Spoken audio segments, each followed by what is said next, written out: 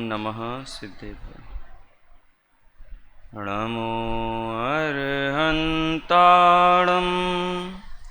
नमो सिद्धाणं नमो आयर्याणं नमो वज्रायाणं नमो लोये सवसाहूणम्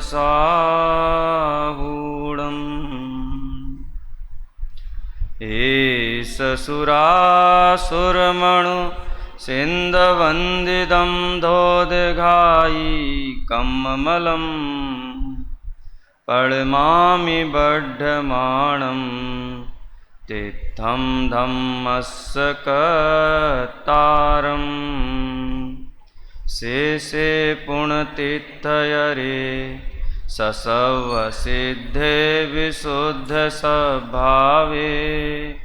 समणेयणानदंसन् चरित तव वीरयारे ते सवे समगं पत्येगमेव पत्येगं वन्दामि अवट्टन्ते अर्हन्ते मानुषे खेते केच्चार्हन्ताणं सिद्धाणं तहनमो गणहराणम् अजावयवगाळं साहूणं चैव सवेशिं तेषिं विशुद्धदंसन् प्राणपहाडासमं समासेज्य उपसंपयामि सम्मं जत्तो निर्वाणसंपत्ति। आचार्य कुंद भगवान द्वारा विरचित प्रवचन सार परमागम ग्रंथाधिराज पर चर्चा करेंगे। ये पूरा शिविर प्रवचन सार परमागम में चल रहा है। जो पुस्तिका प्रकाशित की गई है उसमें विविध स्वाध्यायों में प्रवचन सार ग्रंथ के आधार पर अलग अलग प्रकरण के ऊपर यहाँ चर्चा हो रही है।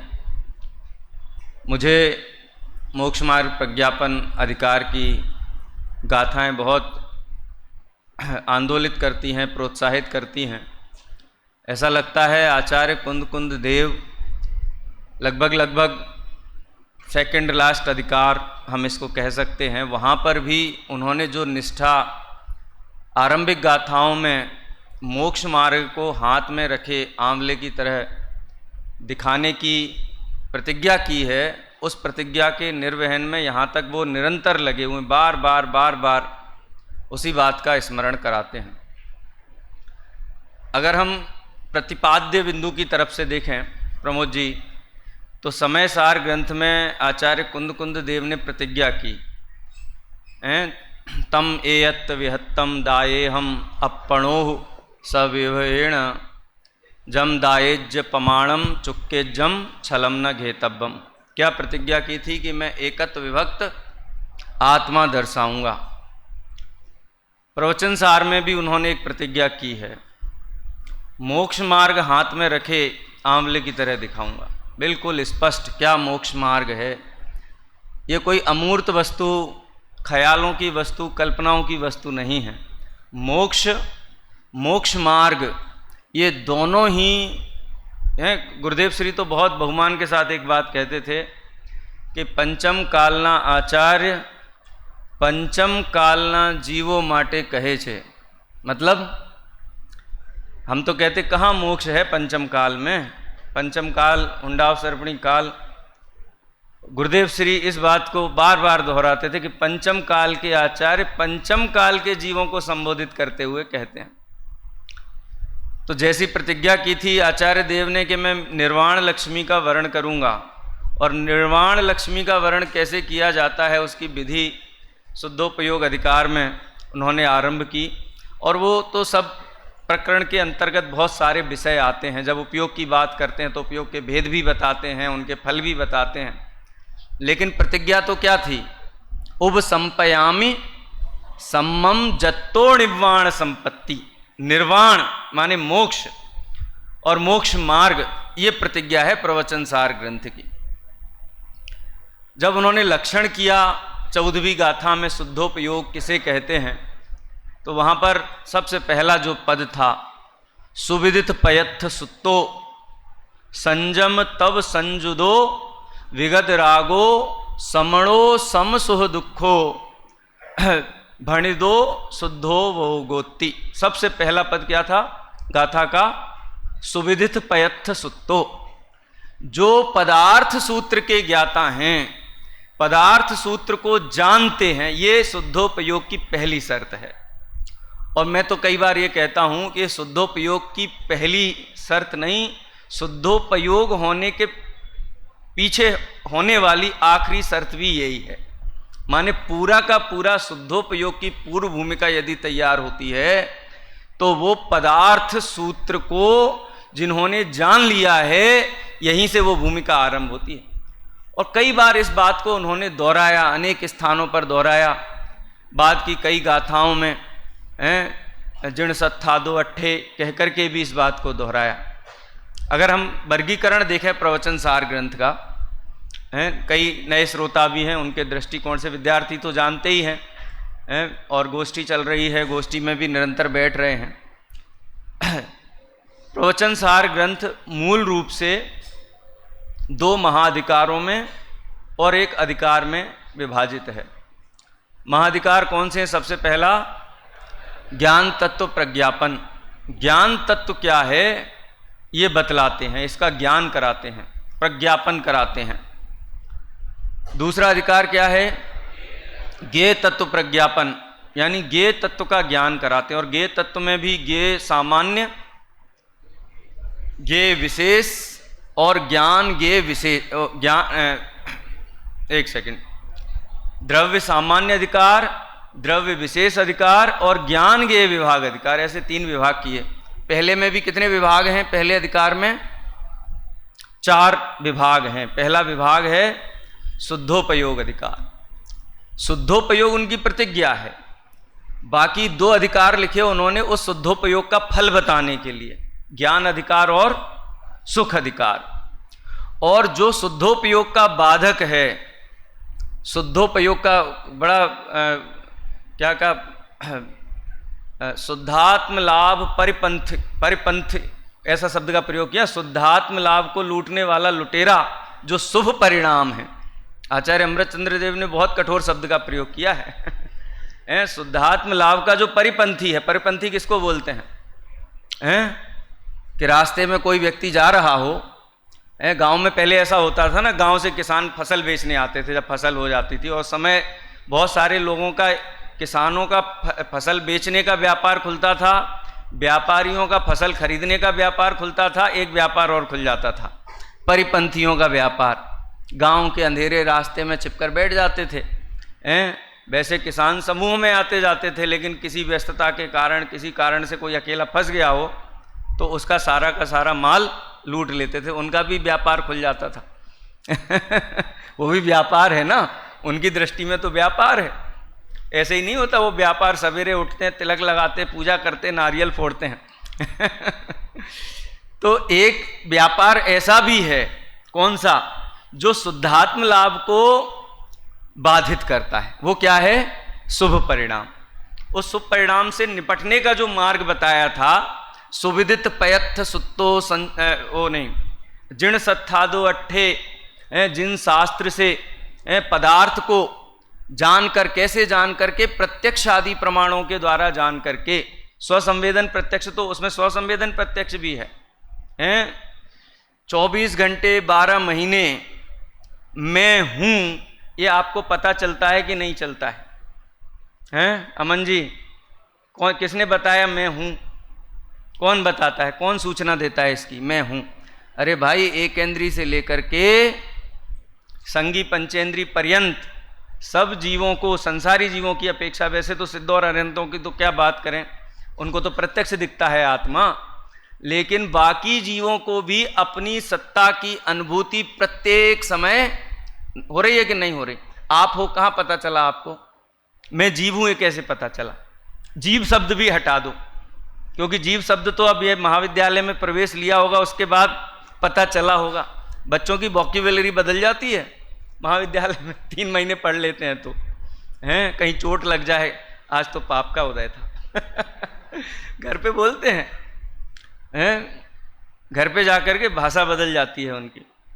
तो जीव शब्द का भले ही परिचय यहाँ हुआ हो महाविद्यालय में आकर के, कक्षाओं में, पाठशालाओं में, मान लो आपके गांव में पाठशाला चलती होगी, लेकिन मैं हूं इस बात का ज्ञान है कि नहीं है?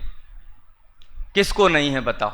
एक ऐसा बताओ संसार का जीव जिसको ये ना पता हो कि मैं हूं, मैं क्या हूं इसमें संशय हो सकता है, लेकिन मैं हूं इसमें कहीं कोई संशय की गुंजाइश किसी जीव को नहीं।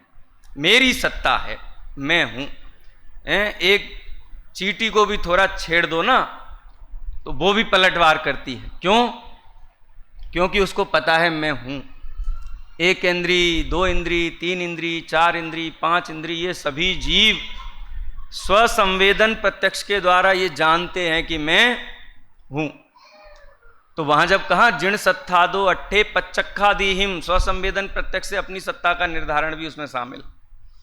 सामव्यावहारिक प्रत्यक्ष, आज दोपहर की गोष्ठी में चर्चा चली थी, सामव्यावहारिक प्रत्यक्ष माने मति आदि ज्ञानों से, मति आदि ज्ञानों से भी पदार्थ का निश्चय होता है। आकाश द्रव्य है कि नहीं है, सत्ता का निर्धारण होता है कि नहीं? हमें कहाँ पढ़ा है? नासा ने बताया कि इसरो ने बताया? अंतरिक्ष होता है, आकाश होता है, किसने बताया आपको? सब जानते हैं ना। आकाश द्रव्य है, किससे जानते हैं? ये सामव्यावहारिक प्रत्यक्ष से। पुद्गल की सत्ता किससे जानते हैं? पुद्गल है कि नहीं है? स्पर्श रस गंध वर्णवंता पुद्गला, भले ही पुद्गल शब्द ना जानते हो लेकिन मैटर को तो जानते हैं ना। कैसे जानते हैं? पच्चक्खादीहिम, प्रत्यक्षादि प्रमाणों से। धर्म अधर्म कालादि द्रव्यों को भी हम प्रत्यक्षादि प्रमाणों से जानते हैं। सब कुछ तो सामने है आपके, स्वसंवेदन प्रत्यक्ष आत्मा वो भी आपके सामने। पुद्गल, काल, आकाश और धर्म अधर्म द्रव्य हैं। धर्म अधर्म द्रव्य हम अनुमान से कहते हैं, अनुमान से का विषय है। ख्याल में आया कि नहीं मैं क्या कह रहा हूं? मैं हूं ये हम कैसे जानते हैं? नाम, हाँ, आगम ना, आगम कैसे जानते हो कि तुम हो? हैं? महाविद्यालय में आने के पहले मैं हूं ये पता था कि नहीं पता था? कौन से ज्ञान से पता था? 5 इंद्रिय के मन, किससे पता था? हैं? कौन सी इंद्री से पता था बताओ? स्पर्शन इंद्री से। स्पर्शन इंद्री का विषय तो स्पर्श है। रसना इंद्री के विषय से, रसना इंद्री का विषय क्या है? रस है। हैं? घ्राण इंद्रिय से, घ्राण इंद्री का विषय तो गंध है। चक्षु इंद्री, उसका विषय तो वर्ण है। कर्ण इंद्री का विषय तो शब्द है। मैं इनमें 5 में से क्या हूं? ये 5 इंद्रियों की जरूरत नहीं है अपनी सत्ता की अनुभूति के लिए कि मन से जानते हैं। प्रमोद जी भाई साहब, मैं हूं ये किससे जानते हैं? 5 इंद्रियों से और मन से। अगर मन से मेरी सत्ता को मैं जानता हूं तो ये मन से जानना भी अव्याप्ति दोष से दूषित हो जाएगा। कैसे दूषित हो जाएगा? कौन बताएगा? हैं? हाँ बोलो बेटा।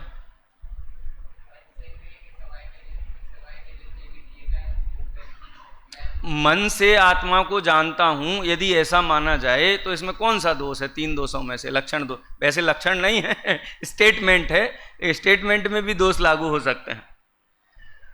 हाँ बोलो बोलो।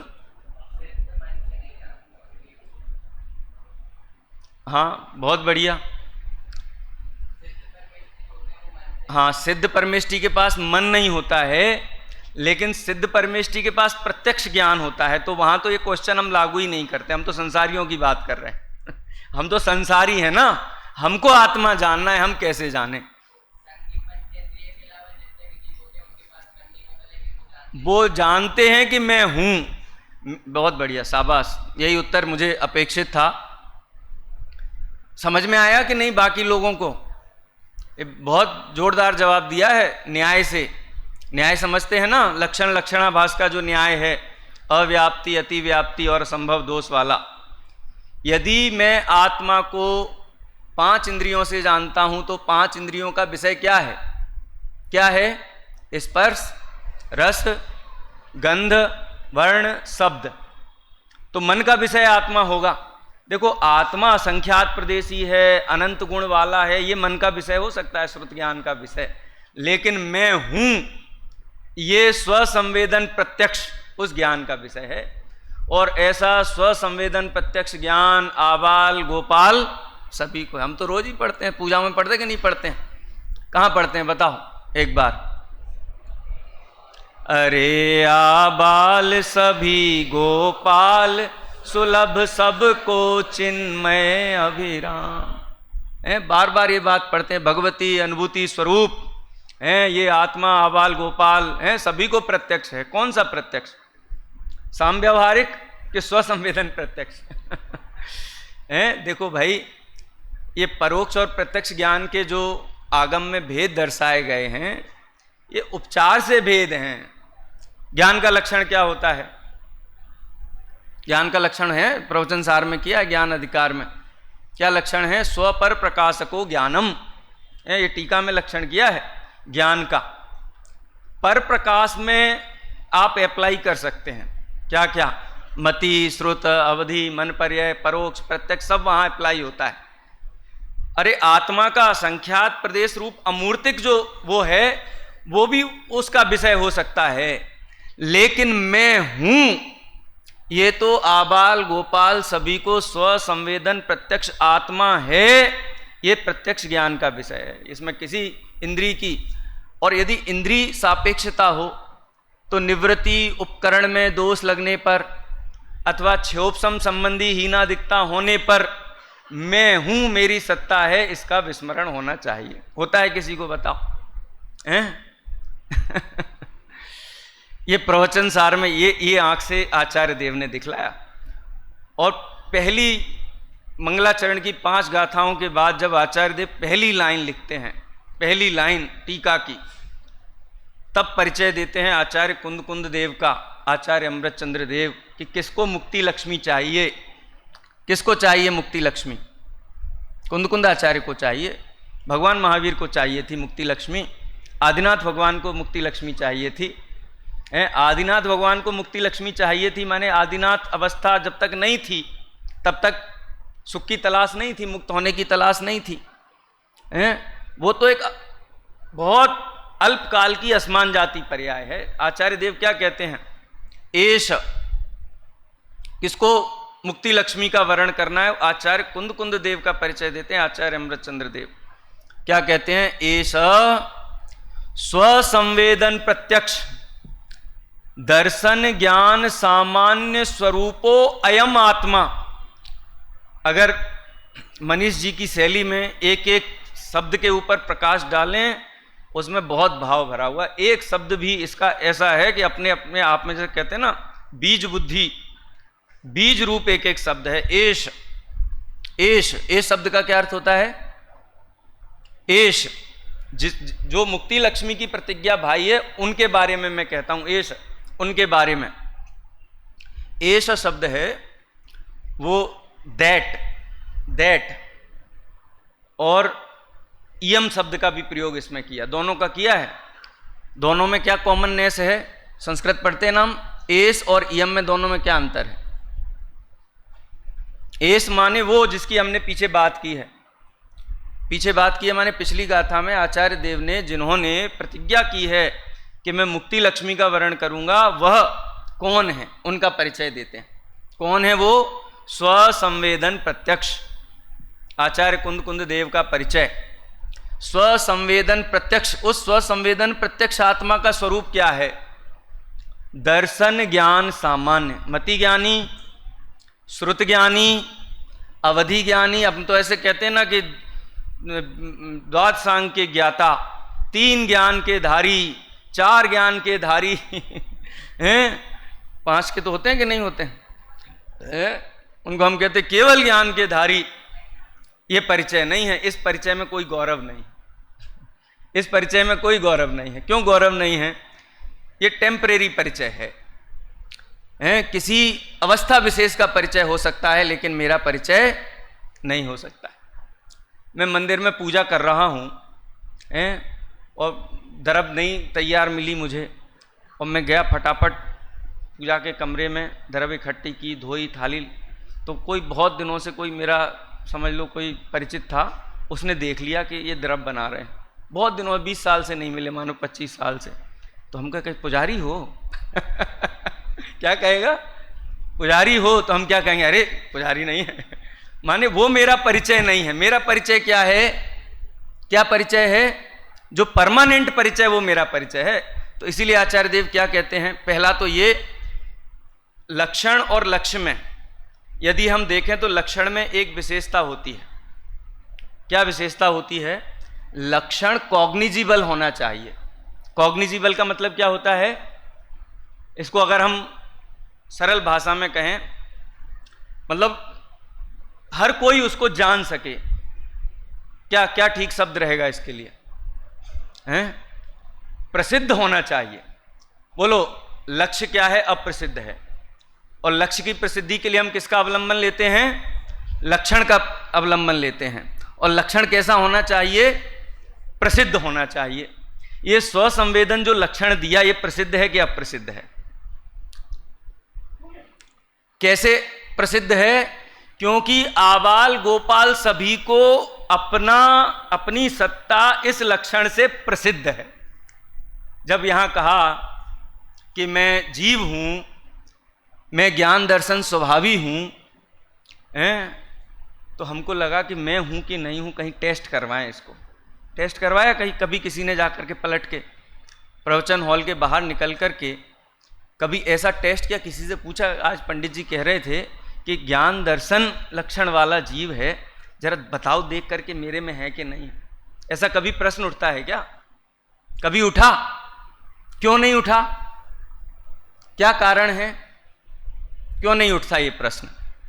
क्योंकि लक्षण प्रसिद्ध होता है, और ये स्वसंवेदन प्रत्यक्ष लक्षण ऐसा प्रसिद्ध लक्षण है जो आबाल गोपाल सभी को प्रसिद्ध है। वैसे खैर मैं छोड़ता हूं, एक बहुत बहुत सुंदर बात है, कह देता हूं। जीव मोक्ष मार्ग में किसी भी अवस्था से, मैं इसको ऐसे कहता हूं कि हीन अवस्था से उत्कृष्ट अवस्था की तरफ बढ़ता हुआ जीव है। किसी भी अवस्था से, इर्रिस्पेक्टिव ऑफ एनी स्टेट, किसी भी अवस्था से जीव अगर प्रगति करता है तो वो अपनी सत्ता से जुड़ करके करता है। देखो, लोक में भी स्वाभिमानी व्यक्ति प्रगति करता है कि नहीं? प्रसिद्ध खैर अभिमान की बात नहीं है, जो जितना अपनी सत्ता के निकट है, जितनी उसकी जिस प्रोपोर्शन में निकटता है, उस प्रोपोर्शन में ही उसकी निकटता मुक्ति से है। मेरी कक्षा के विद्यार्थी बैठे होंगे, कौन सी एकत्व भावना अधिकार की, आज आया था ना ये, कि जो जीव स्वस्थ हैं, जो मुनि पुंगव स्वस्थ हैं, कहाँ मोक्ष क्या था? वीतराग मार्गे स्वस्थ प्रस्थितो मुनि पुंगवा, कि जो वीतराग मार्ग में प्रस्थित हैं, प्रस्थित का मतलब प्रस्थान कर गए हैं, चल दिए मोक्ष मार्ग में, ऐसे स्वस्थ मुनि पुंगव को, स्वस्थ माने जो अपने स्व संवेदन प्रत्यक्ष ज्ञान से अपना निर्धारण कर चुके हैं अपने स्वरूप का, और उस स्वरूप में ही तन्मय हैं, तीनों लोकों में उनके मोक्ष मार्ग में कोई, मोक्ष की प्राप्ति में कोई बाधा नहीं है। ऐसा सुंदर छंद वहां पे है। खैर बहुत इसमें विस्तार में जाया जा सकता है, अधिक विस्तार में नहीं जाते हैं, लेकिन इतना तय है कि जो जीव हीन अवस्था से उत्कृष्ट अवस्था की तरफ बढ़ता है तो सत्ता संवेदन उसमें बहुत महत्वपूर्ण भूमिका निभाता है। और इसकी पराकाष्ठा देखनी हो तो आप ज्ञान अधिकार में आचार्य जयसेन की टीका में जब केवल ज्ञान का स्वरूप आरंभ करते हैं तो उन्होंने एक शब्द डाला है, केवल ज्ञान, स्व संवेदन प्रत्यक्ष ज्ञान को केवल ज्ञान का जनक कहा है इतनी दमदार बात है वो। खैर क्या क्या कहा? एषा स्वसंवेदन प्रत्यक्ष दर्शन ज्ञान सामान्य स्वरूपो अयम आत्मा। अयम शब्द का प्रयोग कल भी किया था मनीष जी ने, किस अर्थ में किया था? हैं?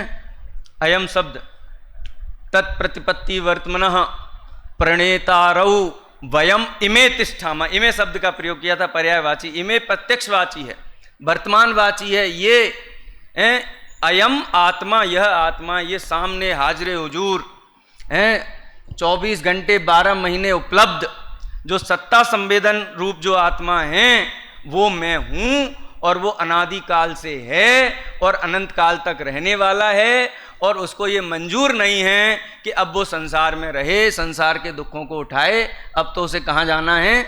सिद्धालय जाना है, मोक्ष जाना है। उसके बल पे प्रतिज्ञा होती है। उसमें बहुत सारी और भी बातें हैं। एक बात बहुत जरूरी जानने योग्य है इस संदर्भ में कि जगत में जिस भी वस्तु की सत्ता होती है, सत्ता, वो अनादि निधन ही होती है। क्या कहा? कि जगत में जो भी है वो सब अनादि निधन है। अगर स्वसंवेदन में कुछ आता है तो वो आकाश द्रव्य की भांति, वो काल द्रव्य की भांति, वो पुद्गल द्रव्य की भांति, ये सब क्या है? पच्चक्कादि हिम बुज्जदो ऋयमा। आकाश द्रव्य अनादि निधन है क्योंकि वो है, काल द्रव्य अनादि निधन है क्योंकि वो है। पुद्गल द्रव्य के संबंध में तो मॉडर्न फिजिक्स है, घोषणा करती है। क्या कहती है? फिजिक्स में क्या आता है मैटर के बारे में? नथिंग कैन बी क्रिएटेड और डेस्ट्रॉयड। दुनिया में कोई भी चीज ना कभी नष्ट होती है ना कभी उत्पन्न की जाती है। क्यों? क्योंकि वो है। मैं हूं कि नहीं हूं? मैं हूं कि नहीं हूं? हूं ना। अगर हूं तो अनादि निधन, क्योंकि सत्ता जिसकी है वो सब सत्तावान वस्तुएं अनादि निधन होती हैं, किसी का निर्माण नहीं होता है। तो स्वसंवेदन ज्ञान से, प्रत्यक्ष आदि प्रमाणों से, अनुमान आदि से जिण सत्थादो अट्ठे पच्चक्खादि हिम बुज्जदो नियमा खीयदि मोहो वचो, नियम से उसके मोह समूह का नाश हो जाता है। ये बात कहाँ कही थी आचार्य ने? शुभ परिणाम अधिकार में। ये जो मोक्ष मार्ग प्रज्ञापन अधिकार है, वहां मानो ये लगता है कि आचार्य देव वही औषधि उन महामुनियों को दे रहे हैं जिन्होंने आचरण प्रज्ञापन के अनुसार, उसका तो बहुत सांग रूपक प्रस्तुति इस प्रवचन के बाद अभी और भी होगी। अभी उसके 2 भाग तो आप देख चुके हैं कि किस प्रकार से जैनेश्वरी दीक्षा धारण करके वो जीव मुक्ति लक्ष्मी का वर्ण करने के लिए तैयार हुए हैं, दुख से परिमुक्त होने के लिए तैयार हुए हैं। मैं इसको इस प्रकार से देखता हूँ, ऐसा लगता है कि आचार्य कुंद देव जिन जीवों को उन्होंने दीक्षा के लिए प्रेरित किया था, उनके दीक्षा का कार्य संपन्न हो चुका है, और दीक्षा के उपरांत किस प्रकार से ली गई दीक्षा का निर्वहन करना है। 28 मूल गुणों का स्वरूप शरीर को टिकाए रखने के लिए आहारादि रूप प्रवृत्ति का स्वरूप, जिसको उन्होंने उत्सर्ग मार्ग और अपवाद मार्ग के रूप में स्थापित किया। उत्सर्ग मार्ग का मतलब होता है शुद्धोपयोग रूप जो मुनि धर्म है, वो उत्सर्ग मार्ग है, उसकी प्रतिज्ञा की गई है मुनिराज के द्वारा। लेकिन चूंकि देह है और देहगत पराधीनताएं भी हैं, तो वहां अपवाद मार्ग का सेवन करने का भी आचार्य कुंद देव ने उपदेश दिया है कि अपवाद मार्ग का भी सेवन करो। अपवाद मार्ग का मतलब जो शुभ क्रिया रूप मुनि धर्म है, आहार आदि का ग्रहण करना है, शास्त्र का अवलंबन लेना है, बहुत सारी चीज़ें उसके अंतर्गत आ सकती हैं।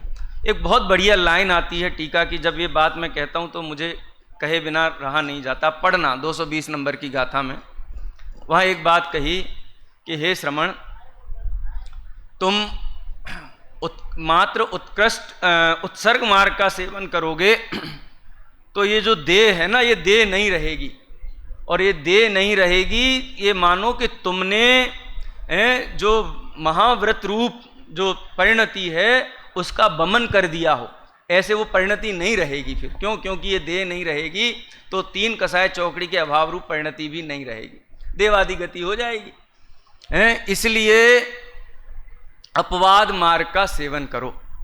अपवाद मार्ग का सेवन करो क्योंकि वहां अल्प ही लेप है।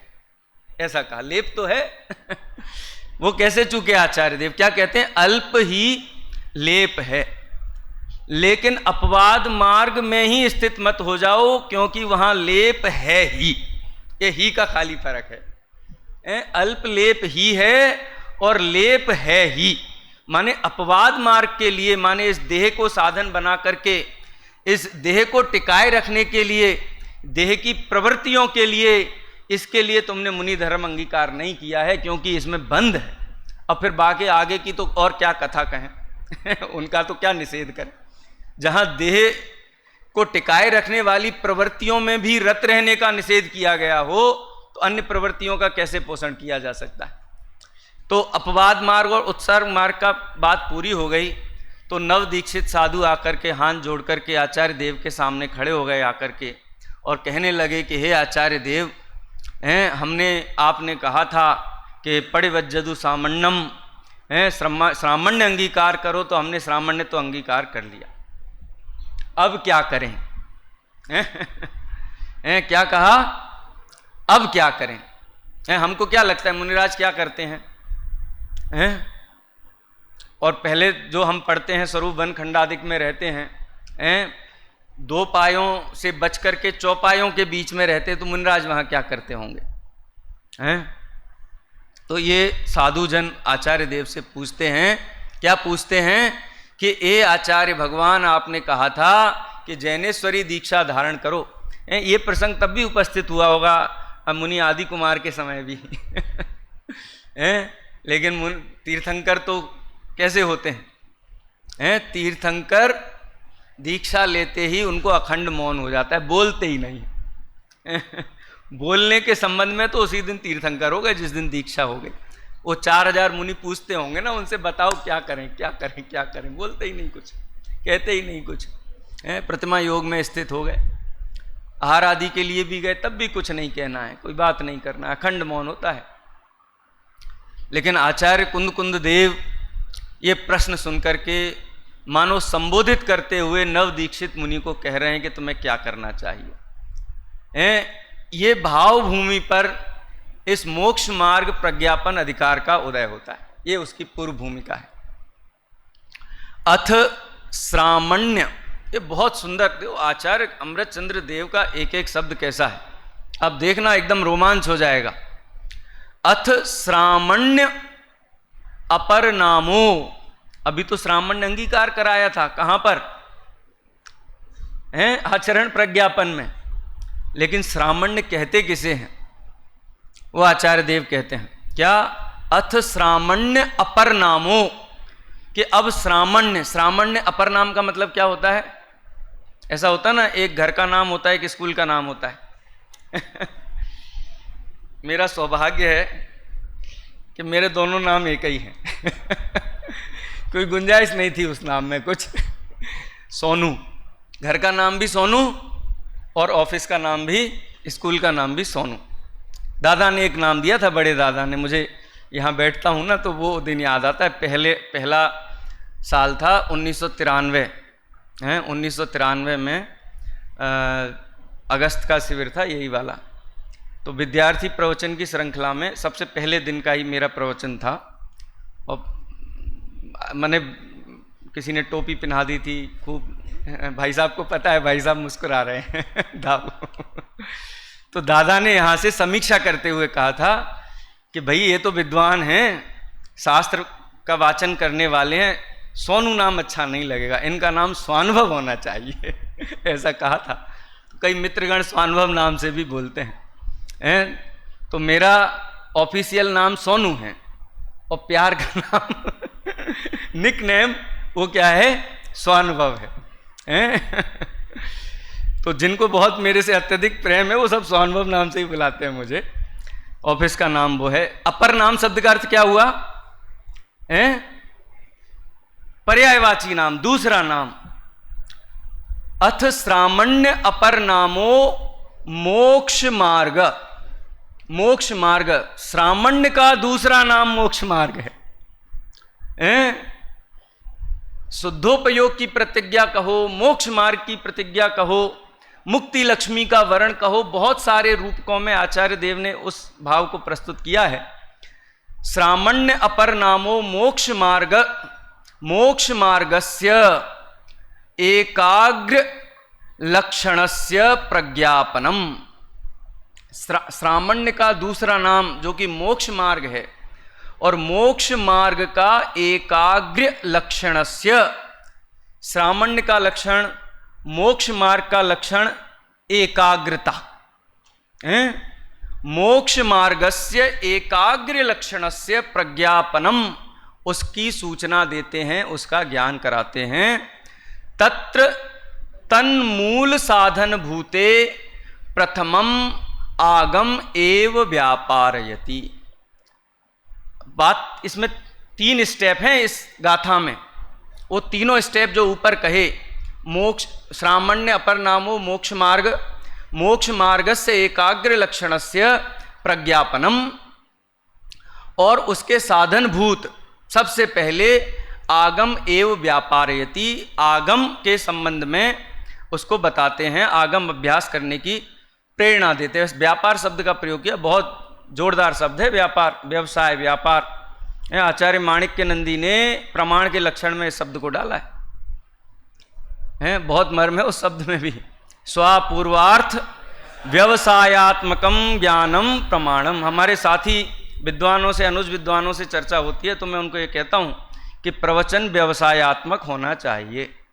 व्यवसायात्मक होना चाहिए माने कि जो आपके सामने बैठे हुए श्रोतागण हैं और आप स्वयं हैं, तो किसी न किसी संबंध में जो विसंवाद या भ्रांति है उसका निराकरण होना चाहिए। देखो, चिंतन, मनन, भावना, ये सब बहुत निजी और व्यक्तिगत कार्य हैं, लेकिन शास्त्र सामने रख करके पढ़ना, पढ़ाना, वो वास्तव में एक ही काम है, वो व्यवसायात्मक होना चाहिए। हमारी किसी न किसी भ्रांति का निराकरण करने वाला होना चाहिए। आचार्य देव क्या कहते हैं? एव व्यापारयति, अब उसी का व्यापार कराते हैं, यानी उसी का निर्धारण कराते हैं। निर्धारण कैसे होगा? बिन जाने ते दोष गुणन को कैसे तजिए गहिए। किसी को कहो कि मुनि दीक्षा अंगीकार करनी है तो दिमाग में क्या आता है कि अच्छा ये करना पड़ेगा, ये करना पड़ेगा, ये करना पड़ेगा, 7 शेष मूल गुण करने पड़ेंगे, ये सब ध्यान में आता है ना। कहते कि नहीं, जो श्रामण्य का व्यापार है वो उसका हम अब यहाँ ज्ञान कराते हैं। बहुत सुंदर गाथा है। समय हो गया है, हो गया ना 45 मिनट का। मैं भूल जाता हूँ ना कि कितने बजे शुरू किया था इसलिए पूछ रहा हूँ। गाथा का पाठ करते हैं कि ए अग्गदो समणो ए अगमणिच्छिदस्यथेषु णिच्छित्ति आगम दो आगम चेठा तदो जेठा। श्रमण को ए अग्गदो समणो, श्रमण किसे कहते हैं? जो एकाग्रता को प्राप्त हैं वे श्रमण कहलाते हैं। इसको थोड़ी अगर उपदेशात्मक भाषा में कहें, संवाद की भाषा में कहें, तो सामने नवदीक्षित साधु आचार्य भगवान से पूछ रहे हैं कि क्या करें, तो आचार्य कहते हैं कि श्रमण को एकाग्र रहना चाहिए एकाग्र रहना चाहिए। ये एक शब्द बहुत जोरदार है। इसके संबंध में एक साहित्यकार हुए हैं, इतिहासकार रामधारी सिंह दिनकर, वो जैन दर्शन के संबंध में एक प्रकरण में कहते हैं कि अगर जैन अध्यात्म शास्त्रों में, जैन शास्त्रों में कहीं एक शब्द का प्रयोग आए तो उसका अर्थ आत्मा समझना चाहिए। क्यों समझना चाहिए? उन्होंने 232वीं नंबर की गाथा में भी उसको वेरीफाई किया होगा। एयक गदो समणु, श्रमण को एकाग्र रहना चाहिए। तो सुना सबने एकाग्र रहना चाहिए। कुछ शिष्य ने तो आचार्य की आज्ञा समझ करके मौन पूर्वक प्रतिज्ञा की होगी कि चलो इसका हम अभ्यास करेंगे, कैसे किया जाता है, किसी से पूछेंगे, प्रति प्रश्न कैसे करें। लेकिन कोई शिष्य ऐसे भी होंगे, उन्होंने कहा कि महाराज एकाग्र तो नहीं रहा जाता नहीं बनती है, महीनों महीनों एकाग्रता नहीं बनती है, क्या करें एकाग्र रहने के लिए? तो आचार्य देव कहते हैं एयगम निश्चितस्य अथेषु, जिनको पदार्थ का निश्चय हुआ है उनको एकाग्रता होती है। ये समझ लो, ये लाइन प्रवचन सार का प्राण है। एकाग्रता किनको होती है? कि जिनको पदार्थ का निश्चय होता है। मैं कौन हूँ, पर कौन है। छैडाला की भाषा में कहें तो हैं, वो है ना, चेतन को है उपयोग रूप, बिन मूरत चिन्ह मूरत अनूप, पुद्गल नव धर्म अधर्म काल, इनते न्यारी है जीव चाल, ताको न जान। सारा अपराध यही है, न जानना ही अपराध है।